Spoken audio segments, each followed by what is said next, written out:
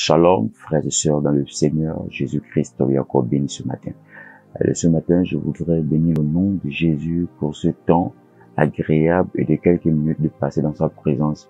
Bien-aimés dans l'Éternel, le thème de Dieu sera un thème différent et qui sera très bénéfique pour vos moments de prière. Alléluia. Est-ce que nous pouvons prier quelques minutes? Merci Père, au nom de Jésus, Père béni, ouvre l'entendement spirituel des uns et des autres, afin de prendre la bonne part comme Marie, au nom puissant de Jésus-Christ de Nazareth. Amen. Alors, aujourd'hui, nous allons parler de quand vous priez pour l'exaucement. Alors, nous sommes dans le livre de Matthieu, chapitre 6, à partir du verset 6. Lisons ensemble cette parole afin de nous édifier. Mais nous allons lire de manière, c'est pas en désordre, mais c'est pour vous faire comprendre. On va prendre à partir de Matthieu chapitre 6, le verset 6 d'abord.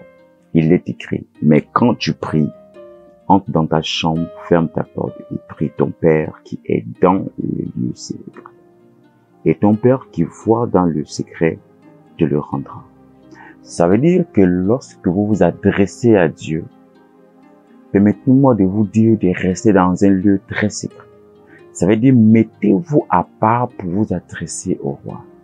Vous constaterez qu'on ne s'adresse pas au roi, sinon au président de la République, aux yeux du public. Ça veut dire que vous voulez être en intimité avec votre Père. C'est dans l'intimité où il y a des accords. C'est dans l'intimité où des contrats se signent. C'est dans l'intimité où des personnes prennent des décisions. C'est dans l'intimité où le gouvernement où toutes les sociétés secrètes prennent les décisions. Alors, ça veut dire que lorsque vous priez, entrez dans votre chambre et fermez la porte. Ça veut dire que entrez dans la présence de Dieu et ne regardez pas derrière de peur d'être distrait. C'est même par rapport à toutes les personnes qui se trouvent dans les églises, qui vont prier parce qu'ils vont voir les lèvres d'un frère bouger, ils vont mettre les oreilles dans la bouche de quelqu'un d'autre.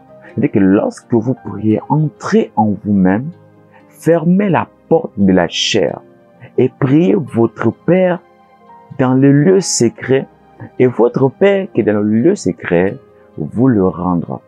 Est-ce que je m'adresse ici à l'esprit de quelqu'un? Alors, nous allons aller au verset 5. Alors, et lorsque vous êtes au verset 6, vous revenez au verset 5. Des fois, on dit que la Bible, elle est un peu, pour comprendre et pour mieux lire les Écritures, des fois, il faut lire d'en bas en montant. Là, nous allons lire de Matthieu chapitre 5 ou 6 au verset 5, qui dit ceci. Verset 5 dit ceci. Lorsque vous priez, donc ça veut dire que lorsque vous êtes déjà au verset 6, là, donc lorsque vous êtes déjà dans le lieu secret, dans votre chambre, il dit ceci, que lorsque vous priez, ne soyez pas comme des hypocrites qui aiment à prier debout dans des synagogues et au coin des rues pour être vus des hommes. Je vous le dis en vérité, ils reçoivent leur récompense. On laisse au verset 6, on va maintenant au verset 7 pour comprendre maintenant lorsque nous sommes mis à part pour prier. Au verset 7, il dit que en priant, donc lorsque vous êtes dans la chambre maintenant, lorsque vous êtes dans la présence de Dieu, en priant, ne multipliez pas de vaines paroles comme des païens. Ça veut dire à cet instant que lorsque vous priez, chaque sujet de prière a un but et une précision. Ça veut dire que si mon sujet de prière concerne l'Église, je dois me focaliser sur le problème de l'Église qui fait face actuellement à plusieurs vues. Ça veut dire que lorsque je rentre dans le lieu secret qui est au verset 6, je rentre dans la chambre, je ferme la porte. Et arrivé là-bas, je dois prier comme pas les païens, mais je dois prier comme un véritable chrétien, à ne pas mélanger des discours et des sujets de prière. Voici pourquoi vous constatez que beaucoup de personnes ne sont pas exaucées, parce qu'ils mélangent beaucoup de paroles. Mais que lorsque tu es rentré dans ta chambre, donc lorsque tu es rentré dans la présence de Dieu, lorsque tu as fermé derrière toi la porte de la chair et que tu es dans la présence de Dieu, et ton sujet de prière, où nous sommes au verset 7, dit qu'en priant, ne multipliez pas de vaines paroles comme des païens. Ça veut dire que lorsque vous rentrez dans la présence de Dieu, vous avez une précision de vos prières. Vous avez un but de votre prière. Et votre prière, c'est de dire, Seigneur, voici le caractère de mon frère qui ne va pas. Vous diriez, Seigneur, voici ma sœur qui a un tel problème. Et Seigneur, je prie au nom de Jésus que tu résous cette situation. Amen. Vous ressortez. En fait, la prière est simple et l'exaucement est très rapide. Ça veut dire que tu n'as pas besoin de crier ou d'avancer ou de cogner les murs.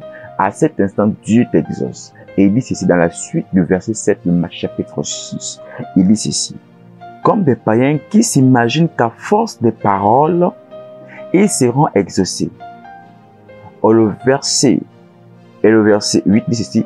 Ne leur ressemblez pas. Ça veut dire que lorsque vous êtes déjà entré dans la chambre, ne ressemblez pas aux païens. Ne ressemblez pas aux personnes lorsqu'ils rentrent, ils multiplient des paroles, ils prennent des décisions, ils frappent les murs, ils shootent l'espace. Ne soyez pas comme eux. Donc, il est écrit que ne les ressemblez pas. Au verset 8, ne les ressemblez pas. Car votre Père sait de quoi vous avez besoin avant que vous ne lui demandiez. Est-ce que je m'adresse ici à l'esprit de quelqu'un? Et on va comprendre le verset 9, il explique ceci. Notre Père qui est dans les cieux. Il dit, au verset 9, il vous montre, voici comment vous devriez prier. Notre Père qui est dans les cieux, que ton nom soit sanctifié. On voit que là, actuellement, au verset 9, lorsqu'il vous montre l'exemple de prier, ça veut dire que la prière de Jésus était basée sur le royaume directement. Écoutez, la prière de Jésus était basée directement pour le royaume. Il va dire que notre Père qui est dans les cieux, que ton nom soit sanctifié, que ton règne vienne, que il s'adresse, il se focalise sur une personne. À cet instant, j'ai compris que le Saint-Esprit, travaille avec des gens qui sont précis dans les prières. Voici pourquoi beaucoup et plusieurs personnes ne sont pas exaucées. Bien-aimé dans l'Éternel, lorsque tu veux être exaucé, tu veux que la main de Dieu soit sur toi, il faut te focaliser sur un sujet de prière. Ne mélange pas des paroles et des paroles. Tant que tu vis, il y aura des sujets de prière. Si tu veux avancer dans plusieurs sujets de prière, priez tout simplement comme Daniel faisait matin, midi et soir. Vous constaterez que le changement et l'atmosphère de prière pendant que vous priez dans le lieu secret et pendant que vous priez en public, l'atmosphère sera différente. Or, l'exaucement sera plus rapide que là où tu as prié en secret, mais sans s'en rendre compte, et tu vas te dire que si je prie en public, ah oui, là les gens vont me voir, là le ciel sera ouvert, et là Dieu va exaucer. Bien évidemment, l'Éternel, tu as échoué. C'est-à-dire que quand tu pries, verset 6, Matthieu chapitre 6 au verset 6, mais quand tu pries, au verset 6, il dit, quand tu pries, rentre dans ta chambre et ferme la porte, et prie ton Père. C'est-à-dire que lorsque tu es dans ta chambre, tu es déjà hors du monde, tu pries dans une présence où il y a l'Esprit de Dieu. Et lorsqu'on va remonter au verset 5, il va dire que quand vous priez, ne multipliez pas de vaines paroles. Et les médailles comme les païens. C'est-à-dire que lorsque nous quittons au verset 5, au verset 6, on monte au verset 7. Donc on va comprendre que lorsque nous avons fermé la porte, il dit que là où tu rentres là-bas. Mais quand tu pries, ne mélange pas de vaines paroles.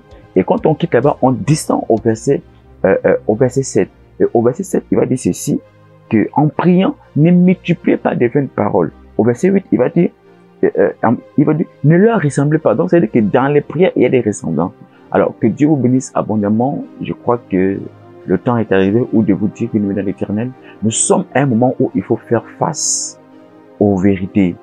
Pour que nous puissions réussir, il faut faire face aux vérités. Donc, je tiens à vous bénir au nom de Jésus-Christ que ces prières soient exaucées. Alors, je vais prier pour toi et je vais faire cet exemple afin que l'Éternel t'exauce. Quand tu pries, Seigneur Jésus, je te bénis, je te rends grâce. Je prie pour ma famille. Oh Seigneur, ma famille a un problème de finances.